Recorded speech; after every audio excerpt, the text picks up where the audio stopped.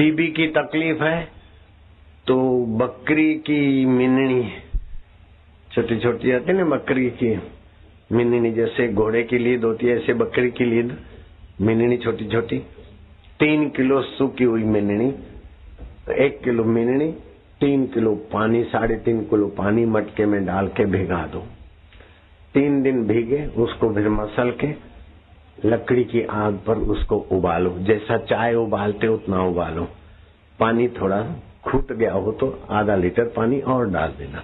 तो 3.5 लीटर पानी 1 किलो बकरी की लिंडी, समझ गए, बकरी की लिंडी सूखी, वो मसल के 3 दिन भिगाने के बाद उसको उबालो।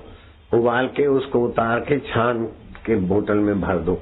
आधा कप सुबह, आधा कप शाम को संत कृपा चूर्ण की 1 चुटकी डाल के उसको पिला दो। टीबी कैसी भी हो आराम हो जाएगा।